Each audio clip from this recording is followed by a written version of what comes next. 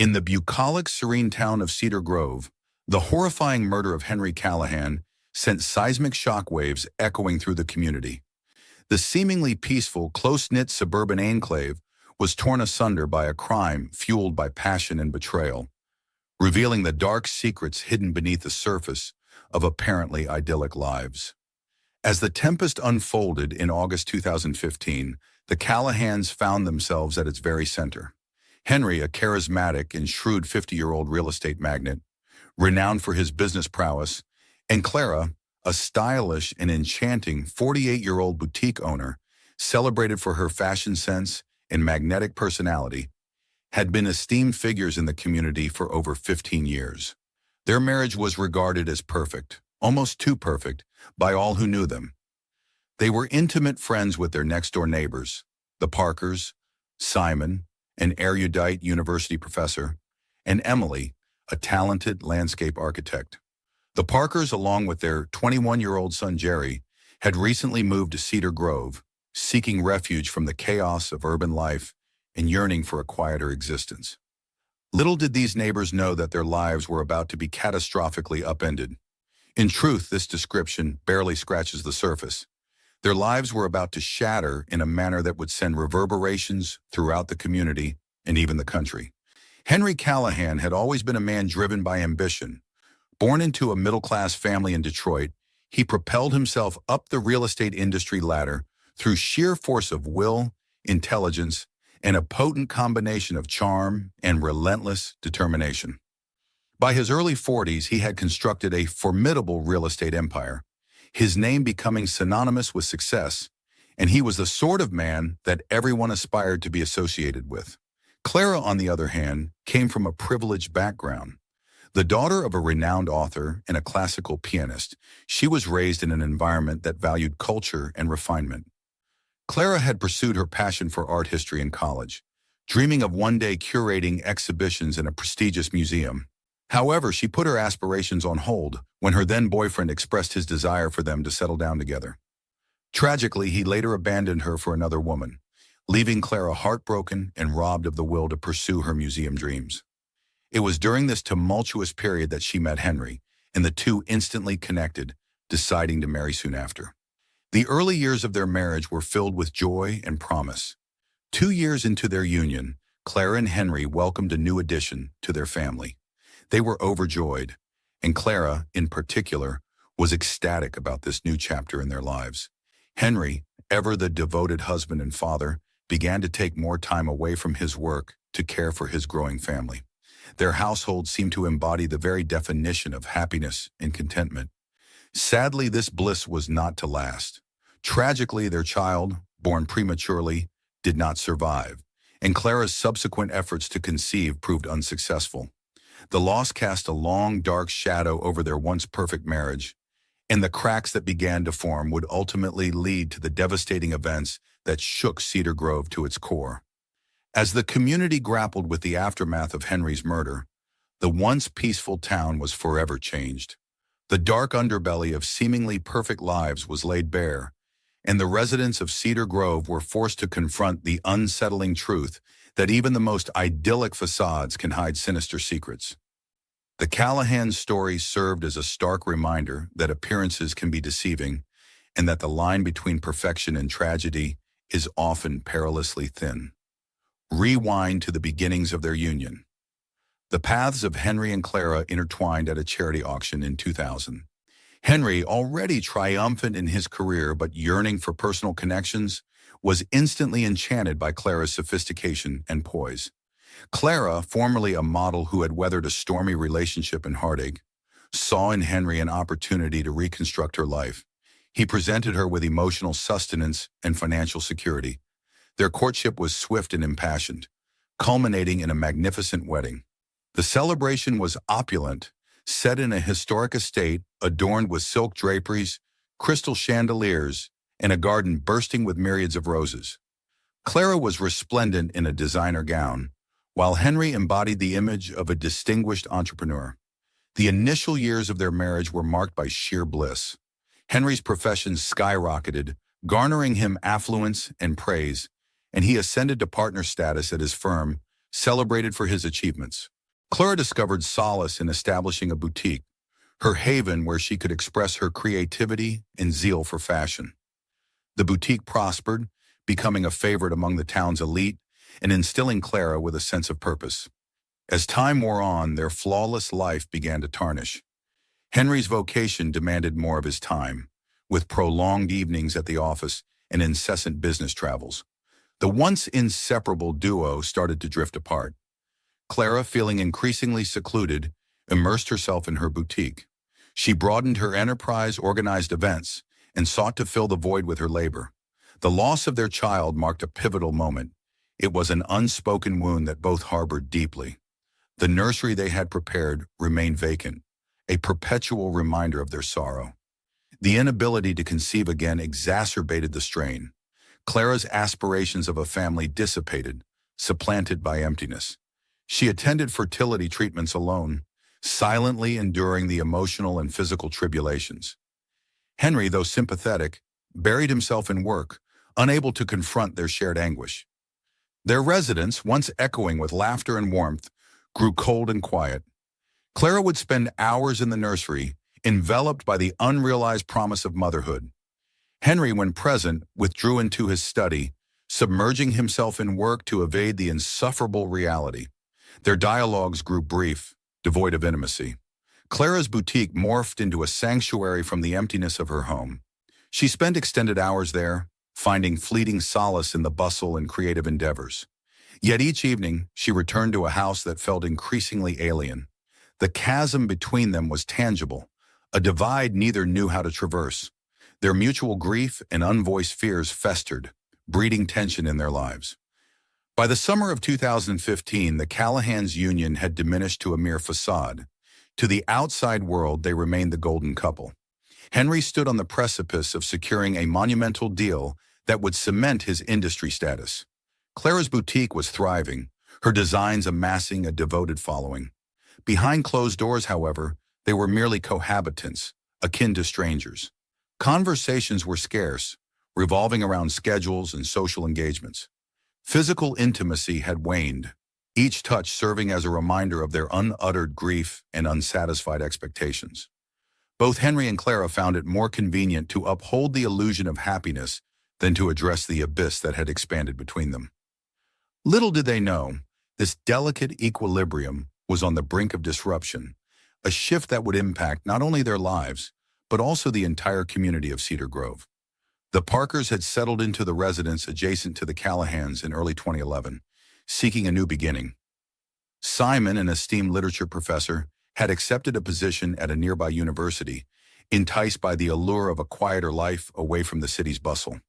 Emily, an accomplished landscape architect, welcomed the move as a chance to bring her artistic vision to new endeavors. Their son Jerry, a college junior studying environmental science, was spending the summer at home, engaged in a local conservation project.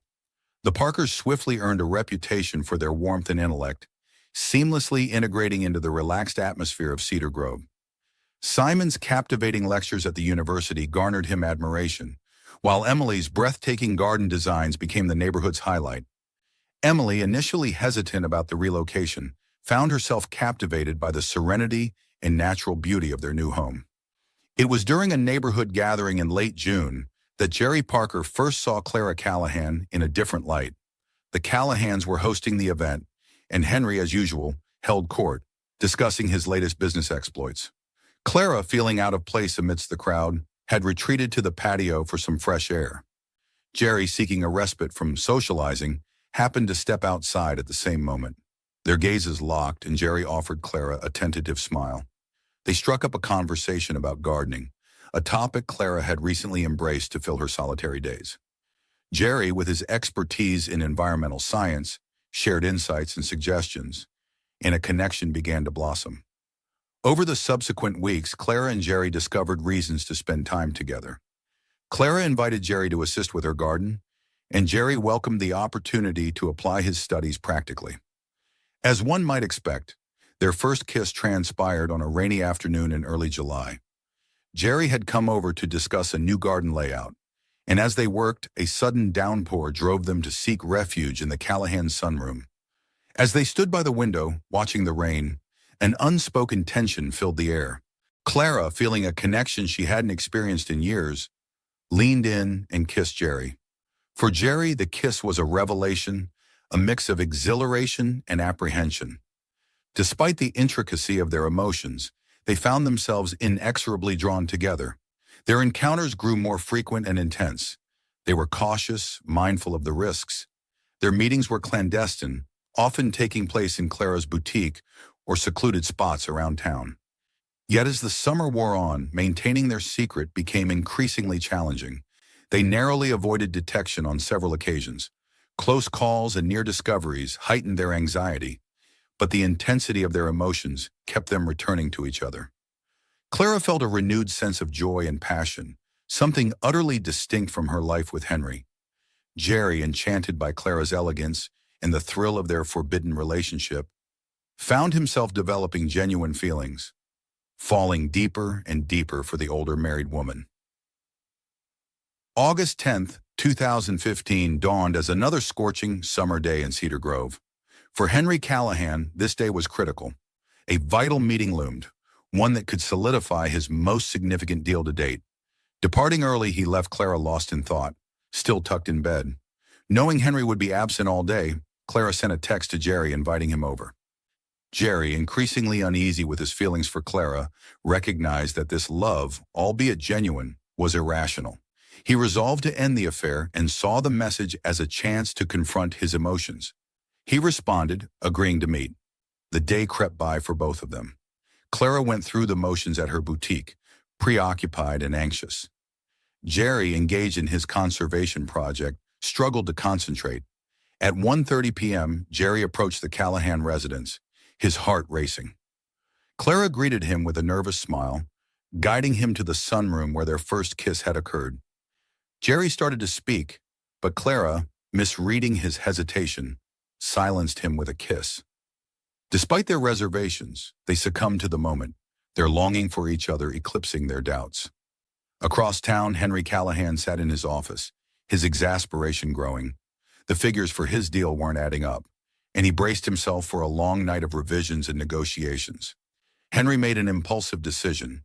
He would return home, regroup, and gather his thoughts before heading back to the office to wrap up before dinner. At 2:15 p.m., his car pulled into the driveway of their lakeside home in Crestwood. Noticing Jerry Parker's rustic truck parked nearby, he dismissed it, assuming Jerry was assisting Clara with some chores. As he unlocked the front door, the house was silent, yet something felt amiss. A half-empty glass of orange juice sat on the kitchen counter, striking him as odd since Clara disliked orange juice. Then he heard it, a muffled sound emanating from upstairs. Brow furrowed, he ascended the stairs, the noise intensifying as he neared the master bedroom. What he witnessed upon opening the door would be indelibly etched into his memory. His wife, the woman he had cherished for 15 years, was in their bed with Jerry Parker, the 21-year-old neighbor's son, whom he had least suspected of being close to her. Henry's astonishment morphed into fury. Without a moment's thought, he lunged forward, bellowing and demanding to know what they were doing. Jerry panicked, scrambled off the bed, toppling the nightstand in his haste. Clara shrieked, attempting to cover herself with the sheets. Driven by wrath, Henry seized Jerry by the collar, hauling him off the bed. Jerry flailed, gasping, pleading that he could explain, but Henry was beyond reason, his fists lashing out. Amidst the chaos, Jerry's hand found the heavy lamp on the bedside table. Propelled by desperation, he swung it wildly. The lamp struck Henry's head with a sickening thud. Henry staggered, his eyes wide with shock and betrayal, before crumpling to the floor. An eerie silence descended upon the room. Clara's scream shattered the quiet as she struggled to cover herself and comprehend what had just transpired. Blood pooled swiftly around Henry's motionless form. Jerry dropped the lamp, his hands trembling, horror and disbelief etched on his face. He looked at Clara, his voice barely audible. "What have we done?" Clara, her voice quivering yet resolute, insisted they conceal the body. She declared that she couldn't let Jerry go to jail, her eyes wild with fear. Jerry nodded numbly. They hastily dressed, their minds racing with panic and dread. Wrapping Henry's body in a sheet, They struggled under its weight as they carried it downstairs. Each step was filled with anguish and remorse. Finally, they managed to hoist Henry's body into the bed of Jerry's truck, panting from the exertion. Clara drove Henry's car to a nearby parking lot, leaving it there to create the illusion that he had gone out. She then returned home where she and Jerry began the grim task of cleaning up the blood. Every wipe of the cloth felt like a betrayal, the scent of bleach intermingling with their guilt. The master bedroom, once a sanctuary, now felt like a crime scene. For 2 days, Clara and Jerry steered clear of each other, the weight of their secret bearing down on them. Clara fielded calls from Henry's office, informing his colleagues that he was away on a business trip. But when Henry failed to appear for a crucial meeting, his office dispatched someone to the house to check on him. The HR manager stood at the door, suspicion clouding his eyes as he inquired why she hadn't filed a missing person report. Clara, her heart pounding, tried to remain composed, lying that she thought he was on a business trip to deflect suspicion. She contacted the police immediately. The police swiftly arrived, their presence amplifying the tension. They commenced their investigation, interrogating Clara, who grappled to preserve her composure. Meanwhile, Jerry had returned to school, consumed by guilt and dread. He had severed communication with Clara, and they had agreed to cease contact until the storm subsided. Detective Laura Mitchell was assigned to the case, a veteran investigator with a keen mind. She instantly sensed something amiss. Her initial questions were routine, but she quickly probed deeper. Clara's narrative was riddled with inconsistencies, and her anxiety was evident. Mitchell's discerning gaze missed nothing, registering every quaver in Clara's voice and every discrepancy in her story. The case grew more intricate, casting lengthening shadows of suspicion over Cedar Grove. Detective Laura Mitchell initiated her interrogation, meticulously studying Clara's every gesture. She inquired about the last time Clara saw her husband. Clara, attempting to sound persuasive, asserted that he had departed for a business trip on Monday morning. When pressed for specifics about the trip, Clara wavered, stating that he often kept his destinations vague due to the nature of his work. Mitchell nodded, taking notes, and requested access to Henry's phone records and emails. Clara, feeling cornered, consented. Over the ensuing days, the investigation escalated. Mitchell's team found no indication of a business trip in Henry's phone and email records. Neighbors reported seeing Jerry's truck at the Callahan residence the day Henry vanished, prompting Mitchell to revisit Clara. When confronted about Jerry's truck, Clara falsely claimed he was assisting with yard work. Mitchell, dubious, noted the improbability of yard work during the scorching heat of a July afternoon, but temporarily let it pass, turning her attention to Jerry Parker. Jerry, haunted by the memory of Henry's lifeless form, was approached by Mitchell at his school. When questioned about his presence at the Callahan house, Jerry echoed Clara's lie about yard work, his voice trembling. Mitchell, perceiving his fear, disbelieved him. She advised that honesty would serve him better, but Jerry steadfastly maintained his innocence. Mitchell knew she needed more evidence. She summoned forensic teams to the Callahan house, where they uncovered traces of blood that had been hastily cleaned. Clara's story began to disintegrate further. Mitchell noted inconsistencies in Clara's timeline and her escalating anxiety. Despite Clara's attempts to uphold the facade, the pressure intensified. The pivotal moment arrived courtesy of an anonymous informant who had frequently observed Clara and Jerry together, their interactions suspiciously affectionate. Mitchell delved deeper into their relationship, unearthing secret emails and text messages that laid bare the extent of their affair and their frantic efforts to conceal it. Confronted with the evidence, Clara's composed exterior began to fracture. When pressed to explain her communications with Jerry, she attempted to dismiss their relationship as a mere friendship, but Mitchell was unyielding. The detective underscored that friends do not exchange such messages and highlighted the blood traces discovered in the house. Clara held firm, asserting that Henry had departed for a business trip. Mitchell refocused her attention on Jerry, who had been evading contact with Clara. She arranged for Jerry to be brought in for further interrogation. Feeling the heat, Jerry opted to hire a lawyer. During the interrogation, Mitchell methodically presented the evidence, chipping away at Jerry's defenses. She mentioned the blood found in the house and the absence of any business trip, demanding the truth. Jerry's silence, advised by his lawyer, was telling. Forensic experts confirmed the blood evidence belonged to Henry. With mounting evidence, Mitchell secured a search warrant for Jerry's truck, where they discovered fibers matching the sheets from the Callahan house and additional blood traces. Henry's body was found in a nearby parking lot, hastily concealed. Armed with irrefutable evidence, Mitchell swiftly moved to arrest Clara and Jerry. Clara was taken into custody, her face a picture of resignation, while Jerry was arrested, his fate sealed by the overwhelming proof of their crime. The community of Cedar Grove reeled from the scandal. The once idyllic facade was forever shattered as the trial unfolded. More secrets surfaced. Henry's colleagues testified about his escalating stress and frequent arguments with Clara. Neighbors recounted the tension they had sensed in the Callahan household. The jury grappled with a complex web of motivations and actions, each thread leading to the tragic denouement. Clara took the stand, her composure crumbling under the weight of her guilt. She confessed to the affair, but maintained she never intended for Henry to die. She recounted the moments leading up to Henry's death, describing how Jerry, in a state of panic, had grabbed the lamp. Jerry, barely holding back tears, narrated the fateful day with a mix of remorse and sorrow. He detailed the confrontation with Henry, the struggle, and the moment he struck Henry in a blind panic. Jerry's parents sat in the courtroom, their faces etched with grief and disbelief. They listened as their son recounted how he had become entwined in Clara's life and how his actions had resulted in Henry's death. The sorrow on their faces was palpable, a stark contrast to the stoic facade Jerry strove to maintain. Mitchell's testimony proved pivotal. She laid out the investigation, the discrepancies in Clara and Jerry's accounts, and the forensic evidence that ultimately led to their arrest. She described the discovery of Henry's body, the fibers in Jerry's truck, and the blood traces in the Callahan residence. Her systematic presentation painted a vivid picture of culpability. The courtroom was filled with tension as the jury deliberated for days, the gravity of their decision palpable. The silence in the chamber was nearly unbearable. When the jury finally returned with a verdict, the foreman declared, "Jerry Parker, we find you guilty of second-degree murder.